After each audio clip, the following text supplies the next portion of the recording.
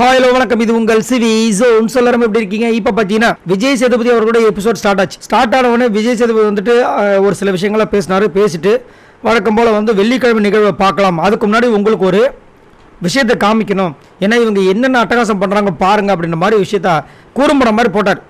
ஆக்சுவலாக வெள்ளிக்கிழமை எபிசோடில் பார்த்தீங்கன்னா இன்றைக்கி என்ன காலையிலேருந்து நடந்துச்சோ அதை தான் காமிப்பாங்க, கரெக்டுங்களா? ஆனால் இதில் எஸ்பெஷலி நேற்று நைட்டு குறிப்பாக இந்த சாண்ட்ரா திவ்யா பண்ண அட்டகாசங்கள் அட்டுழியங்கள், விக்ரம் என்னென்னமோ போராடி பார்த்தாப்புல, ஆனால் விக்ரமும் வந்து அங்கங்கே வாய விட்டாப்புல, அது வந்து மாற்றிக்கிறது கிடையாது. நிறைய இடங்களில் வந்து அதாவது ஆடுற மாட்டை ஆடி கறக்கணும், பாடுற மாட்டை பாடி கறக்கணும். ஆனால் இவர் வந்துட்டு நிறைய இடங்களில் வந்து அவங்கள வந்து கலாய்க்கிற விதமாகவே நிறைய விஷயங்கள் பண்ணிகிட்டு இருந்தாப்புல. ஸோ வந்துட்டு அது ராங்காகவே போச்சு. அது மட்டும் இல்லாமல் அவங்க செய்கிறதுக்கு இன்ட்ரெஸ்டே இல்லை, படுத்துட்டு பண்ணுறாங்க.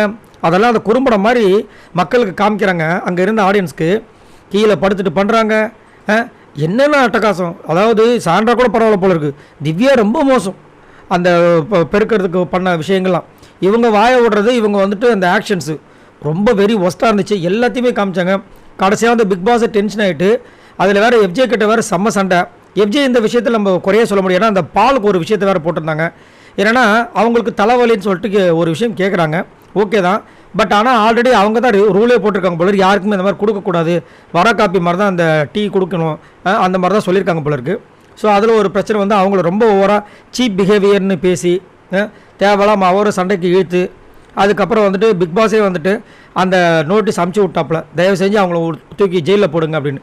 ஏன்னா வேலையே செய்யாமே போயிருக்காங்க.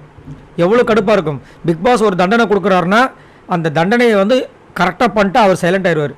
அதுலேயே வந்துட்டு அவ்வளோ அட்டகாசம் பண்ணிட்டு இதில் வேறு வந்துட்டு கண்ணு வந்து மூடி இருக்குது திறந்துருக்குன்னு எவ்வளோ விஷயங்கள் பேசினா யாருக்கு தான் கோவம் வராது. அதனால தான் வந்து விஜய் சேதுபதி வச்சு செஞ்சுருக்காரு இன்னையோட எபிசோடில். ஸோ இதை பற்றி உங்களோட கருத்துக்களை சொல்லுங்கள். அதாவது நாளுக்கு நாள் பார்த்தீங்கன்னா சாண்ட்ரா திவ்யா பண்ணுற விஷயங்கள் ரொம்ப மாறி இருக்குது. அதுலேயும் குறிப்பாக திவ்யா வந்துட்டு இந்த மாதிரி செய்யலாமா?